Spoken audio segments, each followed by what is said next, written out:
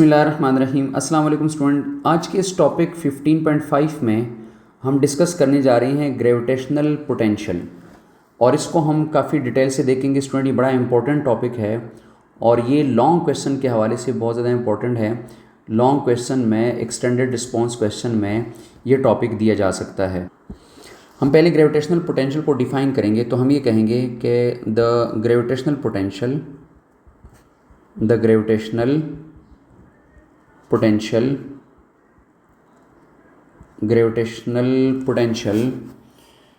at a point is the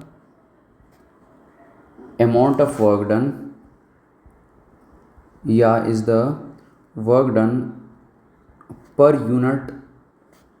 per unit mass, work done per unit mass in bringing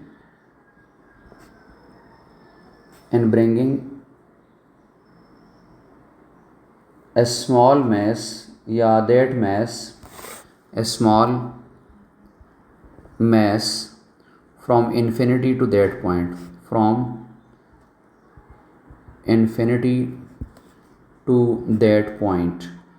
इसको हम कहते हैं gravitational potential. यानी ये एक किस्म का वर्क डन है, एनर्जी है पर यूनिट मास, तो इसको हम कहते हैं ग्रेविटेशनल पोटेंशियल। स्टूडेंट, इसके साथ एक टर्म आ जाता है एब्सोल्यूट पोटेंशियल एनर्जी। मैं उसको भी लिख देता हूँ। एक टर्म आता है एब्सोल्यूट पोटेंशियल एनर्जी। इसको डिराइव भी करेंगे और मैं यहाँ पर इसको डिफ़ाइन भी कर देता हूँ। पहले डिफ़ाइन करेंगे एब्सोल्यूट पोटेंशियल एनर्जी। तो एब्सोल्यूट पोटेंशियल एनर्जी जो है वो हमारे पास क्या है और कैसे है। The amount of work done, ये बड़ा इंपॉर्टेंट लॉन्ग क्वेश्चन है। The amount of work done, आप कोई भी काम करेंगे उसका जो भी अमाउंट आपके पास आए, in moving a body, the amount of work done in moving a body, किसी भी बॉडी को ज़ाहिर हम डिस्प्लेस करेंगे, a body from earth surface, ज़मीन के सरफेस से बॉडी को लेके जाना है, from earth surface to a point, और ये पॉइंट कहाँ पे होगा? At infinite distance. ये पॉइंट आपके पास इनफाइनाइट डिस्टेंस पे होगा, जहाँ पे आपके पास ग्रेविटी की वैल्यू ज़ीरो हो जाए। Where the value of gravity जो है वो आपके पास क्या हो जाए? इज़ नेग्लिजिबल कर दें। ज़ीरो मुनासिब नहीं होगा, इज़ नेग्लिजिबल। यानी आप किसी बॉडी को इतने हाइट पे लेके जाते हैं जहाँ पर ग्रेविटी की वैल्यू नेग्लिजिबल हो जाती है। नेग्लिजिबल का वर्ड मुनासिब है, तो ये आपके पास आ जाता है ग्रेविटेशनल पोटेंशियल एनर्जी। तो gravitational potential energy is the amount of work done, कि आप किसी बॉडी को अर्थ सरफेस पे किसी बहुत हाईएस्ट पॉइंट पे ले जाएं, और इस तरीके से ये ऊपर हमने डिफ़ाइन किया ग्रेविटेशनल पोटेंशियल। अब हम इसको स्टूडेंट एक डायग्राम की हेल्प से डिराइव करेंगे। तो मैं एक डायग्राम यहाँ शो कराता हूँ, उसके बाद आगे कंटिन्यू करेंगे। एक लॉन्ग डेरिवेशन है, लॉन्ग क्वेश्चन है। स्टूडेंट, सपोज़ ये आपके पास अर्थ है और ये अर्थ का मास और ये अर्थ का रेडियस है।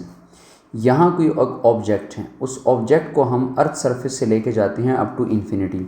तो हम क्या करेंगे? हम स्टूडेंट इसके स्मॉल इंटरवल्स बना देंगे। फॉर एग्जांपल यहाँ तक मैंने इसको लिख दिया R1, या मैंने लिख दिया R2, या मैंने लिख दिया R3 एंड सो ऑन। करते करते इसको मैं यहाँ इस P पॉइंट तक लिख रहा हूँ RN। इतने डिस्टेंस को मैंने इसको लेके चलना है। तो मैं सेंटर ऑफ द अर्थ से इस डिस्टेंस को, ज़ाहिर मैंने R1 का नाम दिया हुआ है, सेंटर ऑफ द अर्थ से। इस तरीके से ये आपके पास R2 है, सेंटर ऑफ द अर्थ से R2 है, और इस तरीके से R3 है, तो ये सेंटर ऑफ द अर्थ से हमारे पास R3 है, एंड सो ऑन। तो ये स्टूडेंट हम यहाँ पर अगर इसको कैलकुलेट करेंगे, एब्सोल्यूट पोटेंशियल एनर्जी कैलकुलेट करेंगे, क्योंकि जो आपके पास पोटेंशियल एनर्जी है वो आपके पास तब अवेलेबल है कि जब आपके पास close to the surface of the earth होते हैं। जो आपके पास पोटेंशियल एनर्जी का फार्मूला होता है mgh, ये उस वक्त इसमें वैलिड होगा कि जब आप close to the surface of the earth होते हैं। लेकिन अगर आपके पास ग्रेविटी कांस्टेंट नहीं रहती, आप बहुत ज़्यादा दूर चले जाते हैं, ग्रेविटी वीक हो जाती हैं, तो फिर ये फार्मूला आपके पास होल्ड नहीं करेगा। तो इसको हम लेके चलेंगे ऑब्जेक्ट को बहुत हाइट पॉइंट की पर, फिर ये फार्मूला वहाँ पर वैलिड नहीं होगा। अब एब्सोल्यूट पोटेंशियल एनर्जी को कैलकुलेट करने के लिए हम लगाएंगे एक रेफरेंस पॉइंट को, एक रेफरेंस पॉइंट से हम उस ऑब्जेक्ट को मूव करवाएंगे। स्टूडेंट, रेफरेंस पॉइंट जो हमारे पास होगा ये हमारे पास अर्थ सरफेस है। यहाँ पर इस केस में ये हमारे पास अर्थ सरफेस है और अर्थ सरफेस हमारा रेफरेंस है। उस रेफरेंस पॉइंट से उस इन्फिनिटी पॉइंट तक हम जाके ऑब्जेक्ट को लेके चलेंगे। तो रेफरेंस पॉइंट से हम ऑब्जेक्ट को आगे डिस्प्लेस करेंगे। अब स्टूडेंट हम क्या करेंगे, बाय वर्क एनर्जी प्रिंसिपल, क्योंकि हम काम करेंगे इस ऑब्जेक्ट के ऊपर, तो work and potential energy principal या वर्क एनर्जी प्रिंसिपल सिंपल अगर हम लिखेंगे, तो चूँकि हम जो काम करेंगे वो उस ऑब्जेक्ट में आपके पास as a potential energy store होगा, लेकिन वो आपके पास वो पोटेंशियल एनर्जी mgh के टर्म्स में नहीं बल्कि एब्सोल्यूट पोटेंशियल एनर्जी के टर्म्स में ये स्टोर होगा। तो हम इसको लिखेंगे डेल्टा ई, आपके पास जो एनर्जी स्टोर होगी as potential gravitational potential energy, वो आप इस ऑब्जेक्ट को डिस्प्लेस करेंगे, इसके ऊपर आप वर्क डन करेंगे। ये आपका आ जाएगा इक्वेशन 1। अब चूंकि आपने टोटल वर्क डन जो है वो स्मॉल इंटरवल्स पे करना है, so for each small interval आपके पास जो छोटे छोटे इंटरवल्स आपने बनाए हुए डायग्राम में अभी आपको दिखाए थे, स्मॉल इंटरवल्स आपके पास जो वर्क डन होगा वो आपके पास सम होगा for each small interval, total work will be sum of all the work done for each part। जो आपने for each distance for each interval किया था, तो वो आपके पास सम किया जाएगा टोटल को। तो हम लिखेंगे कि नेट वर्क डन अगर आपके पास अब आएगा तो वो उसमें आपके पास आ जाएगा work done 1, work done 2, work done 3, यानी आप ऑब्जेक्ट को ऊपर की तरफ डिस्प्लेस कर रहे हैं, फोर्स लगा रहे हैं, ऊपर लेके जा रहे हैं। तो जब आप लेके जा रहे हैं तो आप वर्क डन कर रहे हैं, तो आपके पास आ जाएगा work done second last step n-1 और प्लस आपके पास वर्क डन जो है वो लास्ट स्टेप का आ जाएगा वर्क डन 1। अब स्टूडेंट आप जानते हैं कि वर्क डन हमारे पास W जो होता है ये एवरेज फोर्स इनटू डिस्प्लेसमेंट होता है, एवरेज फोर्स इनटू डिस्प्लेसमेंट। अब इस केस में हम इसको लिखेंगे F डॉट, चूँकि डॉट प्रोडक्ट है F D और कॉस थीटा लगाएंगे तो हमारे पास आ जाएगा कॉस थीटा। ठीक है स्टूडेंट, यहाँ पर आप फोर्स अपवर्ड लगा रहे हैं किसी ऑब्जेक्ट के ऊपर, फोर्स आपका अपवर्ड है, और जो आपके पास डिस्टेंस आप ट्रेवल करवा रहे हैं वो डिस्टेंस आपके पास अपवर्ड ट्रेवल करवा रहे हैं, तो डेल्टा आर आपका अपवर्ड है और अर्थ की जो ग्रेविटेशनल फोर्सेस हैं उसको रेफरेंस मान रहे हैं, तो वो नीचे डाउनवर्ड है, ये 180 का एंगल बनेगा। जब 180 का एंगल बनेगा तो मैं जब यहाँ पर 180 लगाऊंगा तो F डेल्टा आर कॉस 180, और स्टूडेंट कॉस 180 हमारे पास हो जाता है माइनस की वजह से, तो minus F average into delta R, ये आपके पास स्मॉल इंटरवल पे, ईच इंटरवल पे ये वर्क डन आपको करना पड़ेगा। अब इसमें स्टूडेंट हम अगर बात करेंगे एवरेज फोर्स की तो हम ग्रेविटेशनल लॉ से देखेंगे। So according to Newton universal law of gravitation, according to Newton's law of gravitation, अगर आप न्यूटन लॉ ऑफ ग्रेविटेशन में फोर्सेस को देखें, अभी पिछले लेक्चर्स में भी हमने इसको डिस्कस किया है, तो हम देखेंगे कि एवरेज फोर्सेस आपके पास बनेगी Gm/m/r²। ठीक है, ये डिस्टेंस भी एवरेज डिस्टेंस है। अब सुनिए, जो एवरेज डिस्टेंस है इसको हम ज़रा कैलकुलेट करेंगे इस तरीके से कि चूँकि ये r² है तो ये हमारे पास दो जो डिस्टेंसेस हैं बिटवीन 2 पॉइंट्स उसका ये एवरेज डिस्टेंस हो सकता है। तो हम इसको लिखेंगे R average is equal to दो इंटरवल्स का, चूँकि हमारे पास ये डिस्टेंस है रेडियस ऑफ द अर्थ, और आपके पास जो फर्स्ट R था वहाँ तक का डिस्टेंस अगर आप इसको कैलकुलेट कर लें। स्टूडेंट ये मैं बहुत ज़्यादा शॉर्टकट इसको यहाँ पर मेंशन करूँ, ये आपके पास आर स्क्वायर है चूँकि, तो ये 2r का प्रोडक्ट लिखा जा सकता है, लेकिन इसको मैं रेडियस ऑफ द अर्थ और r1 लिखूँगा। इसके बाद अगर आपने इसको नेक्स्ट इंटरवल के लिए देखना है तो r1 r2 इसकी डेरिवेशन आपके पास बुक के एक साइड पे गिवन है, मैं उसको यहाँ यूटिलाइज़ नहीं करूँगा। मैं सिर्फ यहाँ पर इसकी वैल्यू लिख रहा हूँ कि आपके पास एवरेज फोर्सेस की वैल्यू अब बन जाएगी GM over r radius of the earth into r1। Student ये आपके पास एवरेज फोर्सेस बन जाती हैं और उसको अब आप वैल्यू पुट करेंगे Newton universal law of gravitation के अकॉर्डिंग। तो स्टूडेंट ऊपर वर्क डन के फार्मूले में अगर मैं वैल्यू पुट करूँगा तो वर्क डन के फार्मूले में आपके पास आया था -F। अब F की जगह पे मैं लगा रहा हूँ -GMM RE और R1 ये लगाया। आगे डेल्टा R है, डेल्टा R स्टूडेंट हम लिखेंगे इसमें इस हमारे इस केस के अंदर जो डेल्टा R आएगा वो हमारे पास यही होगा R1 minus radius of the earth. ये हमारे पास डेल्टा R आएगा, मींस डेल्टा R को मैं यहाँ भी लिख देता हूँ R1 minus delta R। First case में हमारे पास R1 और हमारे पास minus radius of the earth आपके पास ये आ जाएगा। और इसको अगर आप फर्दर अब सॉल्व करना स्टेप वाइज करेंगे तो -GMM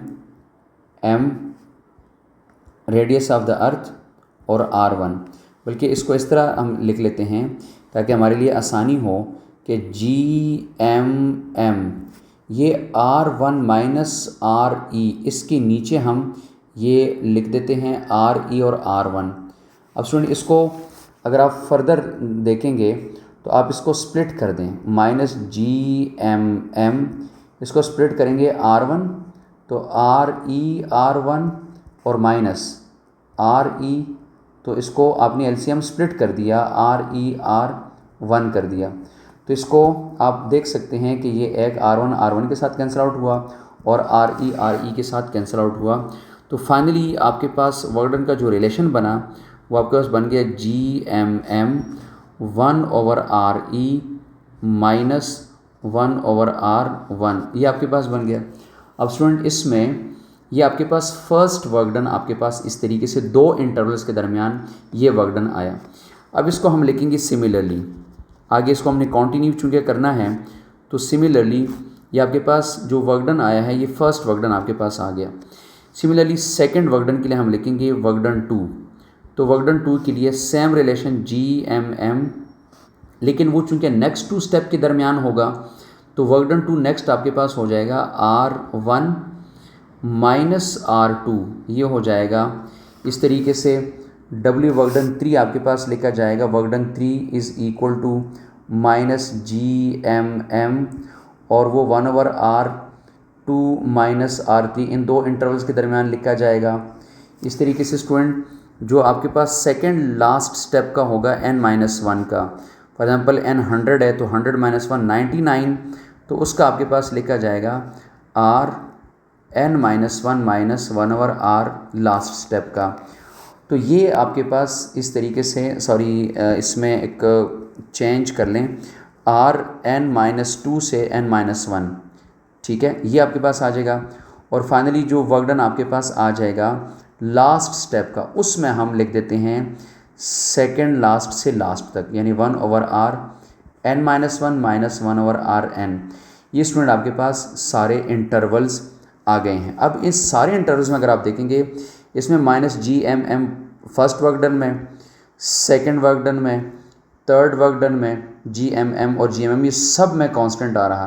तो अब जब हम इसको ऐड करेंगे तो एडिशन के दौरान हम इसी बात का ख्याल रखेंगे कि चूँकि ये सारे टर्म्स हमारे पास कांस्टेंट है, तो चूँकि हमने एक फार्मूला लिखा था तो उसमें हमने ये कहा था कि हम नेट वर्क डन को टोटल करेंगे, तो टोटल वर्क डन। अब इसमें GMM मैंने सारा कांस्टेंट कर दिया। तो फर्स्ट पे मेरे पास चूँकि रेडियस ऑफ द अर्थ के अकॉर्डिंग आ रहा था तो वो मेरे पास था 1/RE माइनस 1/R1, ये मेरे पास पहला वर्क डन आया। अब दूसरा जब मैंने सेकंड को कैलकुलेट किया था तो वो मेरे पास आ रहा था 1/R1 माइनस 1/R2, और इस तरीके से तीसरा मेरे पास आया था 1/r2 माइनस 1/r3, इस तरीके से अगला मेरे पास आया था एंड सो ऑन। इसको ऐड करते करते मेरे पास एक रिज़ल्ट फाइनली बन गया था 1/r(n - 1 - 1/r(n)। स्टूडेंट ये मैंने सारे वर्क डन को सम अप कर दिया। अब आप बड़े गौर से देखेंगे, बहुत इंटरेस्टिंग पॉइंट है कि आप अगर देखें तो ये आपके पास +r1 - r1 के साथ ये कैंसिल हुआ, और फिर +r2 - r2 के साथ कैंसिल हुआ। इस तरीके से +r3 - r3 के साथ कैंसिल आउट हो जाएगा। इस तरीके से student for example last point 100 था तो +99 और -99 कैंसिल आउट हो जाएगा। ये लास्ट पॉइंट रह जाएगा और फर्स्ट पॉइंट आपके पास रह जाएगा, बीच में सारे कैंसिल आउट हो जाएंगे। तो मैं सबको कैंसिल आउट कर देता हूँ, तो ये आपके पास इस तरीके से सारे कैंसिल आउट हो जाएंगे। एक स्टार्ट वाला रह जाएगा और एक आपके पास लास्ट वाला पॉइंट रह जाएगा जो किसी के साथ कैंसिल आउट नहीं हुआ। तो हम उसको लिखेंगे RE - RN, वो जो लास्ट पॉइंट था ये आपके पास इस तरीके से आ जाएगा। स्टूडेंट इस वर्क डन को हमने कहा था कि ये equal to gravitational potential energy है, तो ये वर्क डन आपके पास equal to gravitational potential energy है। तो ये आप लिखेंगे GMM 1/RE - 1/RN, ये आपके पास इस तरीके से आ जाएगा। अब स्टूडेंट हम अगर ये कह देते हैं कि सपोज़ ये जो आपके पास RN था ये एट इन्फिनिटी है, ये एक एट इनफाइनाइट डिस्टेंस हमारे पास है, एट इन्फाइनाइट डिस्टेंस है, तो RN जो है ये इन्फिनिटी हो जाएगा और 1/इन्फिनिटी, यहाँ पर 1/इन्फिनिटी क्या हो जाएगा, ज़ीरो हो जाएगा। जब 1/इन्फिनिटी ज़ीरो हो जाएगा तो हम लिखेंगे कि ग्रेविटेशनल पोटेंशियल एनर्जी UC भी रिप्रेजेंट करेंगे -GMM 1/RE -0, ये लिखा स्टूडेंट। और फाइनली हम इसको लिख लेते हैं U = -GMM 1/RE, या फिर हम ये लिख देते हैं कि -GMM/RE। So student this is the absolute potential energy in case of earth gravitational field, अगर हम इसको मैस ऑफ अर्थ यूज़ करेंगे। और स्टूडेंट इसको अगर हम देखेंगे तो एट एनी डिस्टेंस, किसी भी डिस्टेंस के ऊपर, एट एनी डिस्टेंस हम स्मॉल r कर देते हैं। So finally absolute potential energy हमारे पास आएगा -GMM/r। This is the most generalized relation for the absolute potential energy. अगर हम बात कर देते हैं G gravitational potential per unit mass की, अगर हम बात कर देते हैं पर यूनिट मास, यानी किसी एक ऑब्जेक्ट के ऊपर कितनी अमाउंट की वर्क डन की ज़रूरत पड़ेगी, तो उसको हम कह देते हैं ग्रेविटेशनल पोटेंशियल पर यूनिट मास। V से रिप्रेजेंट करेंगे तो U/m लिखा जाएगा। स्टूडेंट V की वैल्यू अभी हमारे पास, U की वैल्यू अभी हमारे पास आई है GMM/r/m। फाइनली हम देखेंगे एक मैस के साथ कैंसिल आउट हो जाएगा। सो रिज़ल्ट आपके पास बचेगा -GM/r। ये स्टूडेंट आपके पास आ जाता है ग्रेविटेशनल पोटेंशियल पर यूनिट मास। और अगर आप इसकी वैल्यू देखना चाहते हैं कि सरफेस ऑफ द अर्थ के ऊपर इसकी क्या वैल्यू होती है, तो आप सरफेस ऑफ द अर्थ के ऊपर इसकी वैल्यू पुट करेंगे तो -GM/RE, रेडियस ऑफ द अर्थ लगाएंगे। Radius of the earth capital G और कैपिटल M, ये सारी वैल्यूज़ हमने बार बार यूज़ किए हैं। आप ये वैल्यूज़ पुट करेंगे स्टूडेंट, आपके पास रिज़ल्ट आएगा -62.3 × 10⁻6 जूल्स पर kg, यानी सरफेस ऑफ द अर्थ के ऊपर जो आपके पास एब्सोल्यूट पोटेंशियल एनर्जी है वो आपके पास ये हो जाती है। नेगेटिव साइन शो कर रहा है कि दिस एनर्जी या this force is attracted toward the centre of the earth. Student ये बहुत इंपॉर्टेंट लॉन्ग क्वेश्चन है, इसके साथ सॉल्ट एग्जाम्पल भी गिवन है और असाइनमेंट 15.6 भी आपके पास इसके लिए गिवन है। तो ये क्वेश्चन आएगा तो लॉन्ग में आ सकता है, बहुत इंपॉर्टेंट क्वेश्चन है। इससे रिलेटेड ढेर सारे MCQs और न्यूमेरिकल प्रॉब्लम भी आ सकते हैं मैस ऑफ अर्थ के हवाले से, या किसी और प्लेनेट के लिए ये मैस किसी और जो है वो प्लैनेट का गिवन कर दे, रेडियस किसी और प्लैनेट का गिवन कर दें, तो वहाँ पर भी आप कैलकुलेट कर सकते हैं। अल्लाह हाफिज़।